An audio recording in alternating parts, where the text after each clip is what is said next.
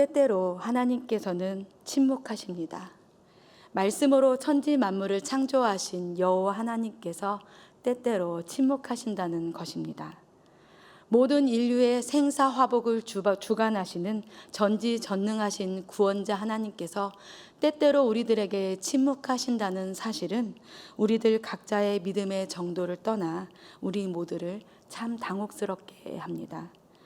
때때로 침묵하시는 하나님으로 인해 실망하고 당황했던 순간들을 사랑하는 성도님들 모두 경험해 보셨을 것입니다.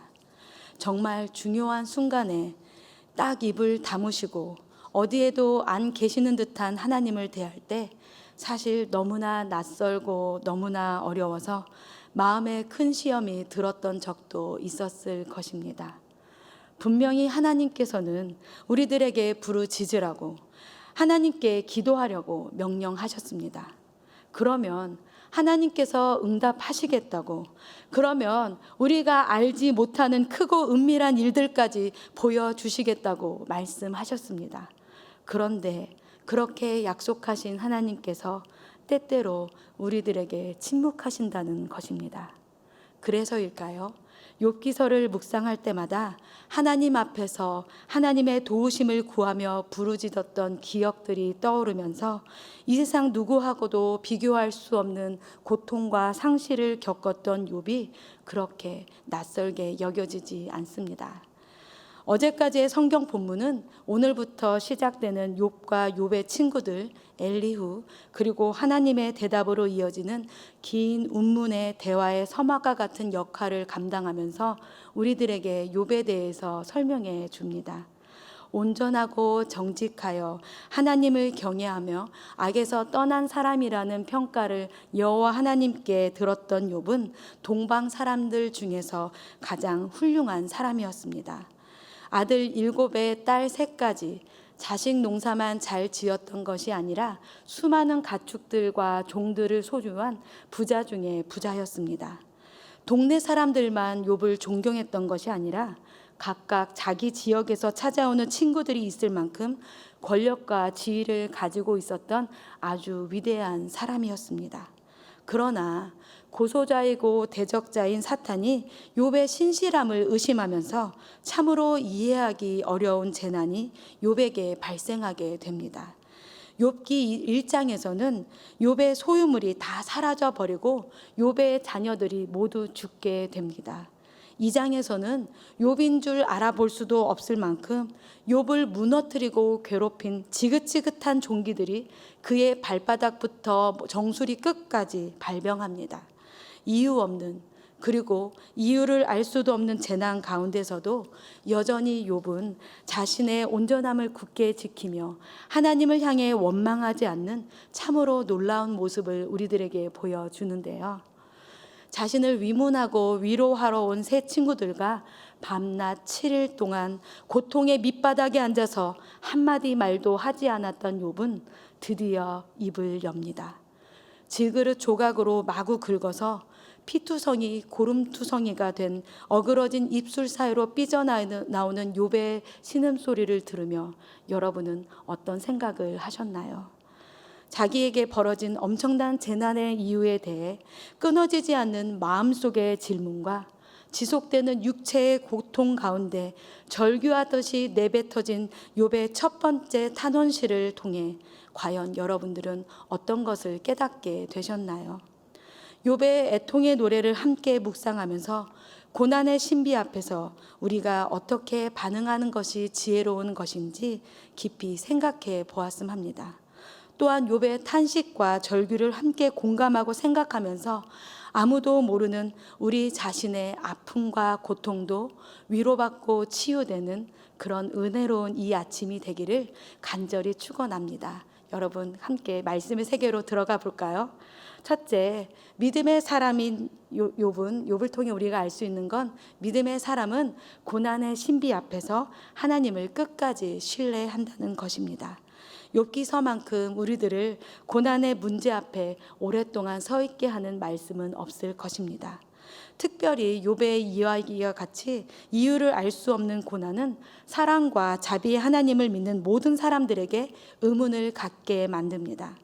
욥기 3장에서 37장까지 이어지는 모든 대화는 고난의 신비에 대한 모든 등장인물들의 다양한 생각들을 정리해 놓은 고난의 대서사시와 같은데요. 신비라는 단어와 같이 우리 각자가 겪는 고난의 이유와 원인을 우리의 이성이나 상식으로 완전히 이해할 수는 없겠지만, 고난에 대한 깊은 통찰을 통해 바른 이해를 갖는 것은 우리가 고난을 극복하는 데 큰 도움을 줍니다. 그래서 많은 사람들이 욥기서를 읽고 또 읽으며 고난의 신비에 대해 고찰하고 인생을 이해하고자 하는지도 모릅니다. 오늘은 본문에 드러난 욥의 생각의 흐름을 따라서 먼저 고난의 이유에 대해 여러분과 이야기를 나누고 싶습니다. 고난의 이유를 크게 5가지 정도로 나누어서 생각해 본다면, 첫 번째 이유는 자신의 죄입니다.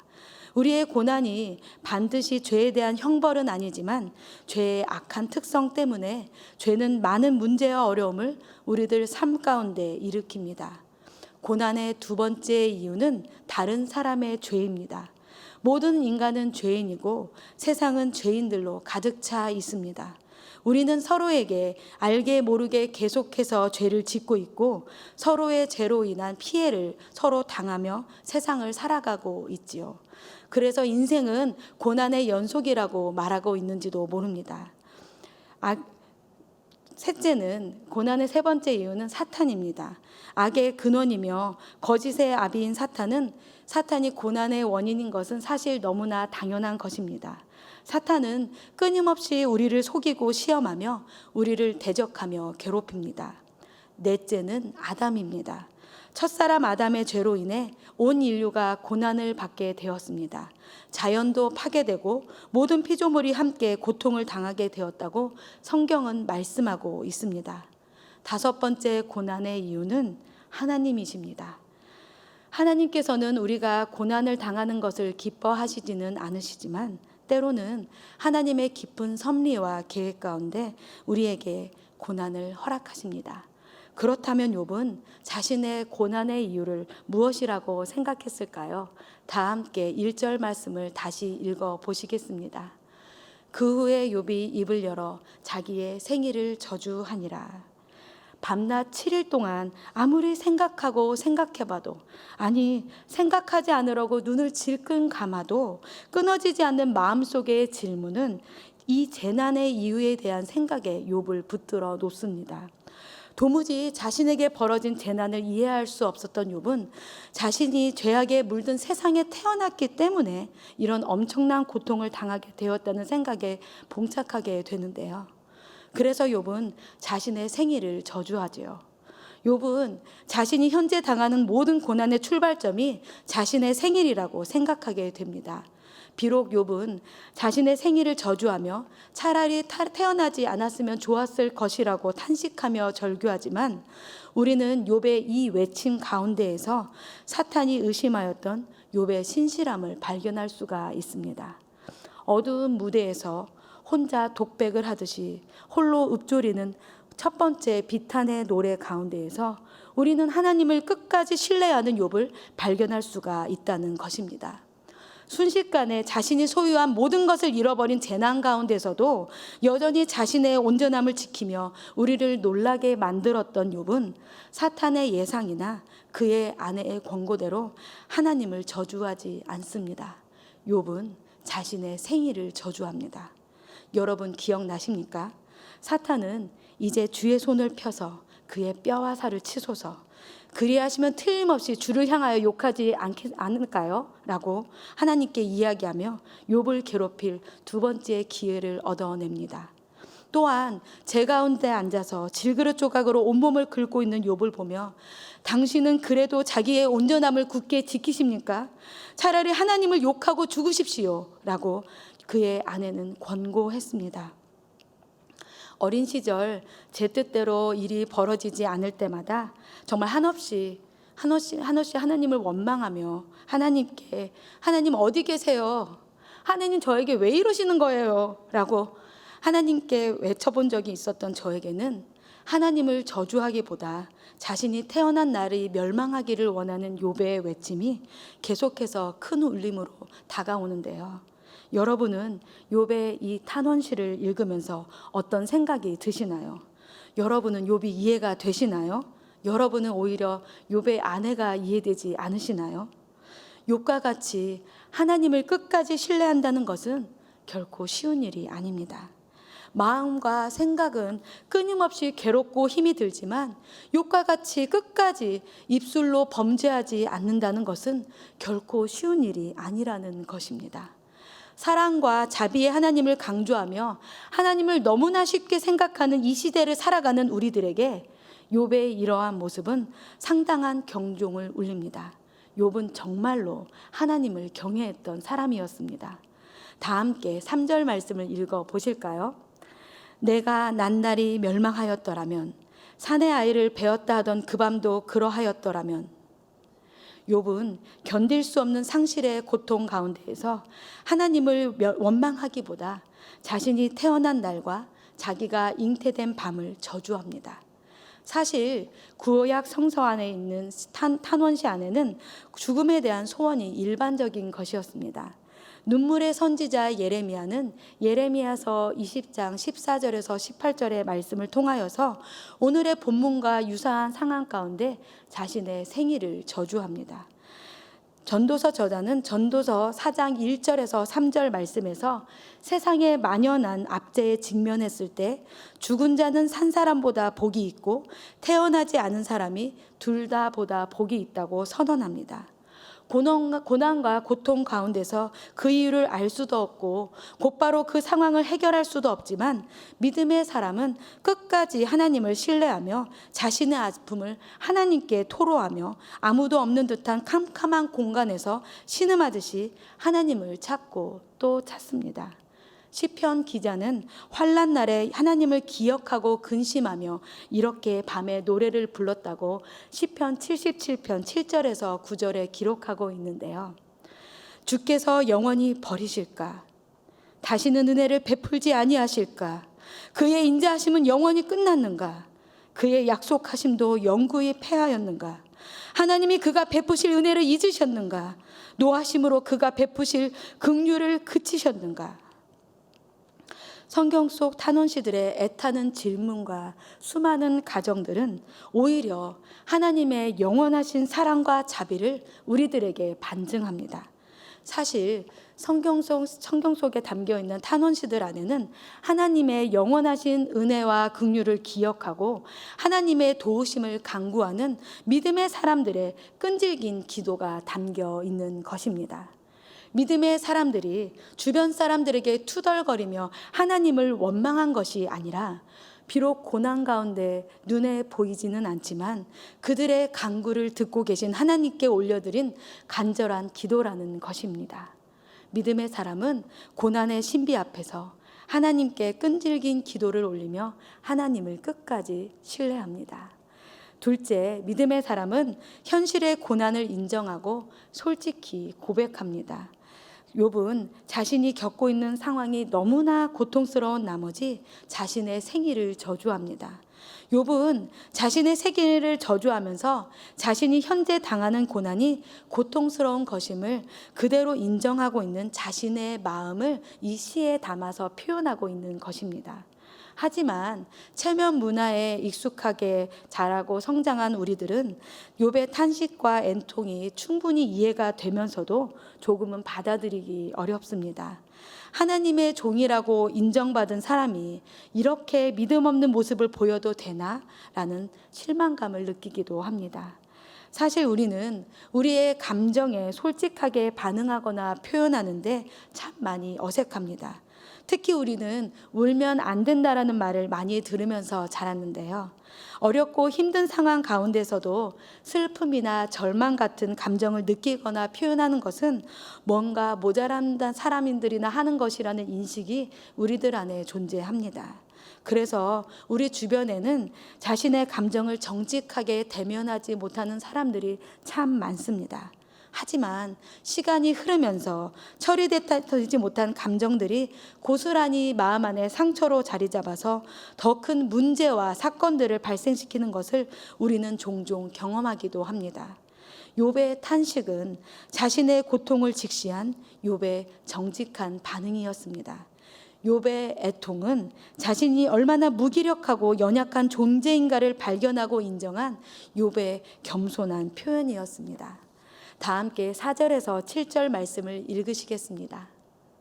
그날이 캄캄하였더라면, 하나님이 위에서 돌아보지 않으셨더라면, 빛도 그날을 비추지 않았더라면, 어둠과 죽음의 그늘이 그날을 자기의 것이라 주장하였더라면, 구름이 그 위에 덮였더라면, 흑암이 그날을 덮었더라면, 그날이 캄캄한 어둠에 잡혔더라면, 해의 날수와 달의 수에 들지 않았더라면, 그 밤에 자식을 베지 못하였더라면, 그 밤에 즐거운 소리가 나지 않았더라면.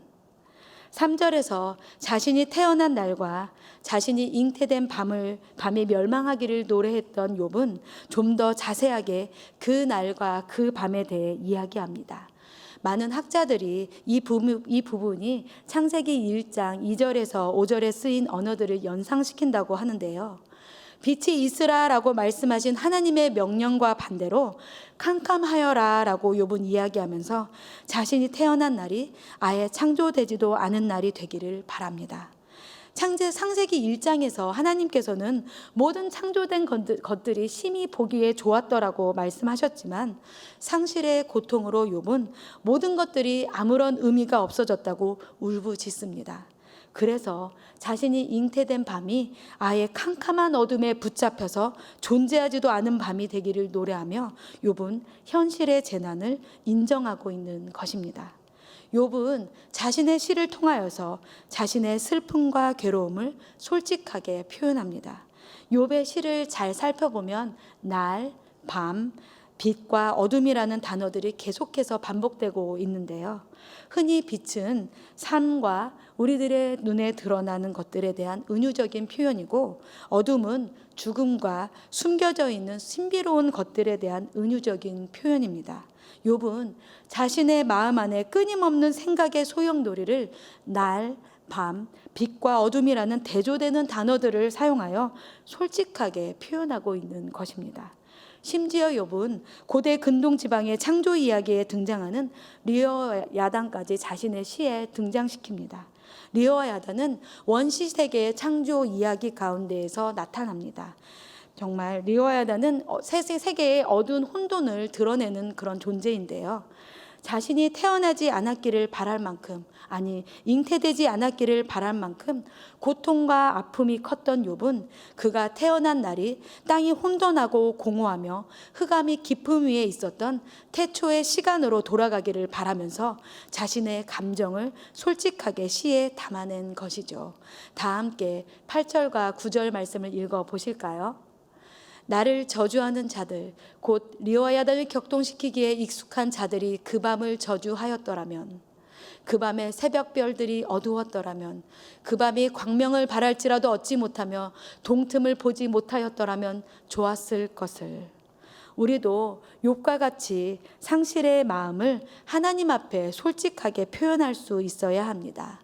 체면 때문에 다른 사람들에게는 차마 드러내지 못한다 하더라도 이미 우리보다 더 잘 아시는 하나님 앞에 우리의 슬픔과 괴로움을 쏟아내지 않는 것은 참으로 어리석은 모습이지 아닐까요? 혹시 여러분 세계적으로 유명한 죽음학자인 엘리자베스 로스의 슬픔과 상실의 5단계에 대해서 들어보신 적이 있습니까?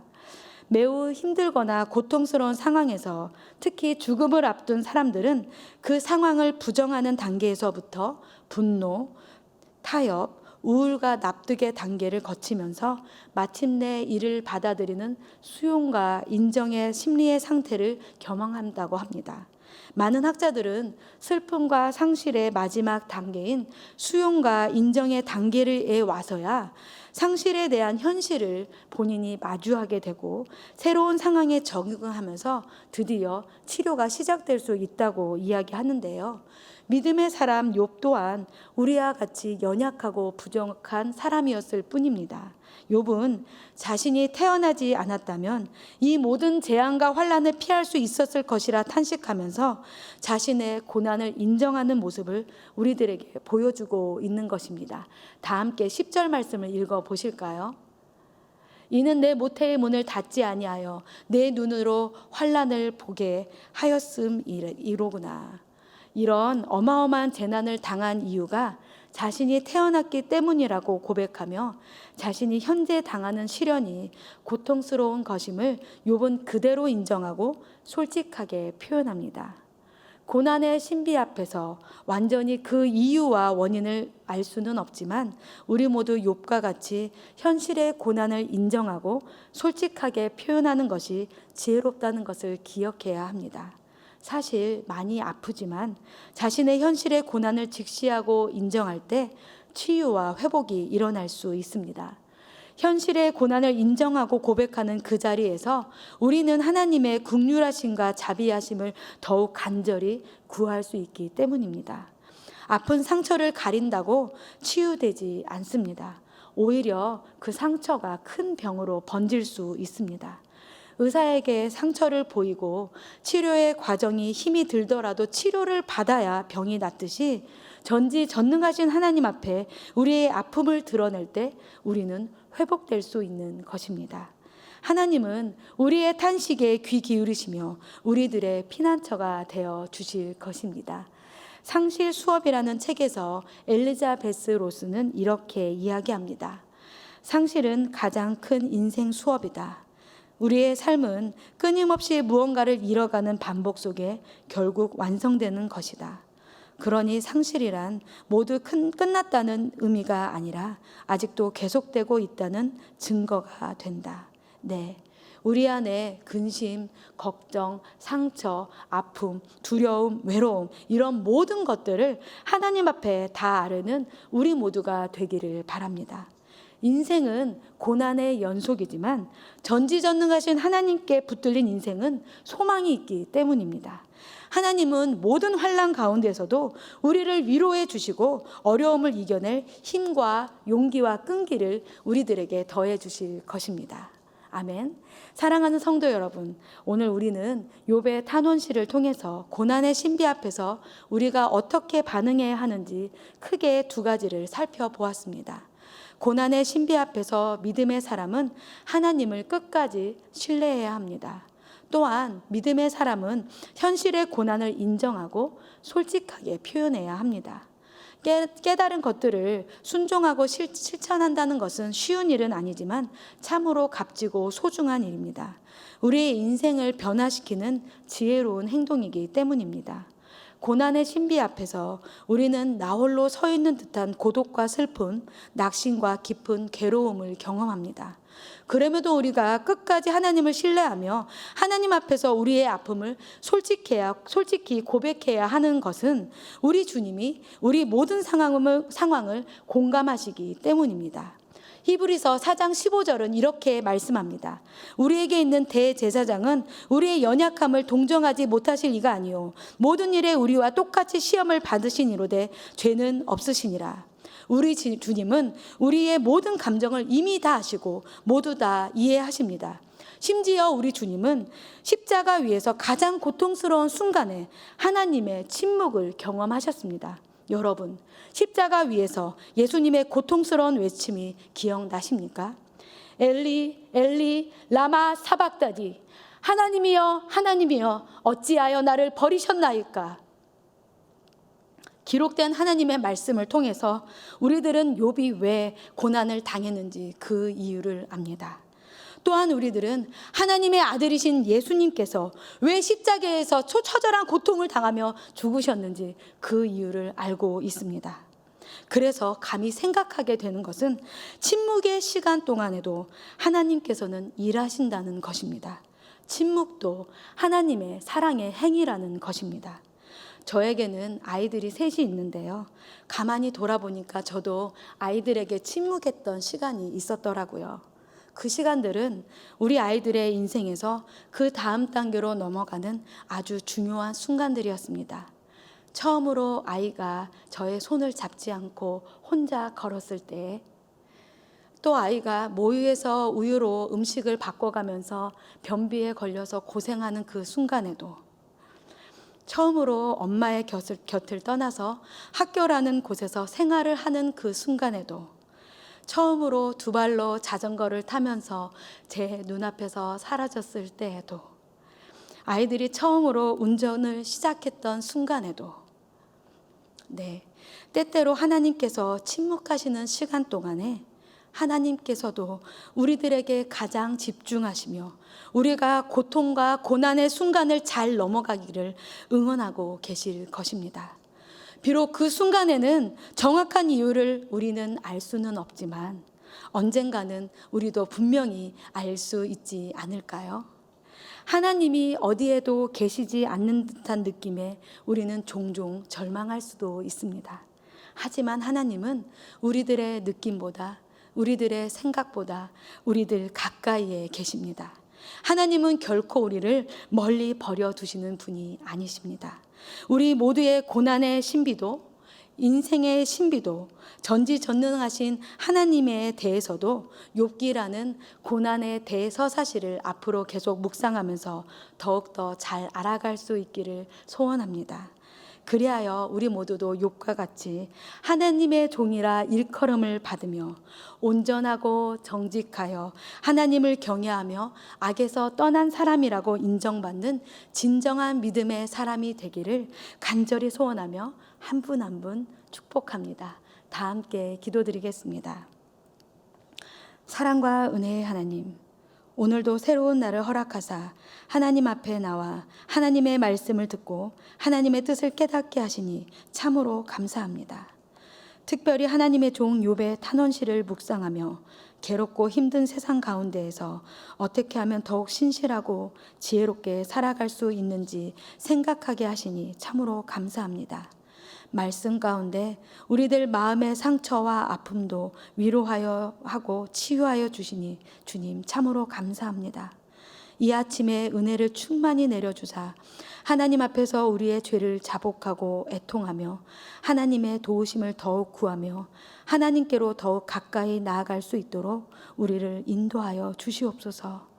하나님을 원망하며 신뢰하지 못했던 모든 죄된 모습들을 주여 용서하여 주시고 우리의 연약함을 불쌍히 여겨 주시옵소서. 우리와 늘 함께 하시는 하나님으로 인하여 어떤 어려움과 시련 가운데서도 하나님만을 의지하며 하나님께 영광 돌리는 삶을 살아가도록 주여 인도하여 주시옵소서. 아직도 코로나 상황이 해결되지 않고 있습니다. 주님, 우리 모두를 불쌍히 여겨주사 하루속히 치료제가 개발되게 하여 주시고 세상이 다시 원활하게 움직이는 그런 은혜를 우리에게 베풀어 주시옵소서. 경제적으로나 사회적으로 고립되고 소외된 사람들을 기억하여 주사 도움의 손길을 정말 허락하여 주시고 육신의 연약함으로 주님만 의지하는 모든 성도님들을 위로하여 주사 하루속히 온전하게 회복하여 주시옵소서. 어렵고 힘든 가운데서도 끝까지 하나님을 신뢰하며 하나님만 의지하며 살아가는 그런 은혜를 우리 모두에게 베풀어 주시옵소서. 새생명 비전교회를 통해 드려지는 모든 예배 가운데 주님 홀로 영광 받아주시고 모든 사역들이 건강하게 이루어지게 하사 주님 오시는 그날까지 잘 쓰임받는 교회가 되게 하여 주시옵소서.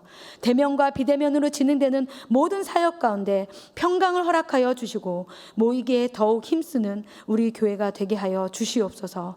다음 세대를 위한 헌신과 정말 섬김을 지속하게 하여 주시고 전도와 선교에 힘쓰는 교회가 되게 하여 주사 정말 이 교회가 하나님의 나라와 의를 위하여 끝까지 달리는 교회가 될 수 있도록 주님 인도하여 주시옵소서. 사랑하는 강중민 담임 목사님과 모든 교회 지도자들에게 성령 충만함과 영육 간의 강건함을 허락하사 모든 성도님들을 잘 섬기고 온전히 이끌 수 있도록 주님 인도하여 주시옵소서. 특별히 알바니아를 섬기시는 박성태 박미석 선교사님을 위해 기도드립니다. 알바니아의 모슬렘들에게 복음의 문이 열리도록 은혜를 충만히 부어 주시옵소서. 대면 비대면으로 이루어지는 컴퓨터 사역을 통해 복음을 나누고 제자를 세우는 기회들이 많아지도록 주님 인도하여 주시옵소서. 코비드 이후의 사역을 위한 지혜를 부어주시고 하나님이 기뻐하시는 길로 주님 인도하여 주시옵소서. 이 모든 말씀 사랑이 많으신 우리 구주 예수님의 이름으로 간절히 기도드립니다. 아멘. 하늘에 계신 우리 아버지여, 이름이 거룩히 여김을 받으시오며 나라에 임하옵시며 뜻이 하늘에서 이루어진 것 같이 땅에서도 이루어지이다. 오늘날 우리에게 일용할 양식을 주옵시고 우리가 우리에게 죄 지은 자를 사하여 준 것 같이 우리의 죄를 사하여 주옵시고 우리를 시험에 들게 하지 마옵시며 다만 악에서 구하옵소서. 대개 나라와 권세와 영광이 아버지께 영원히 있사옵나이다. 아멘.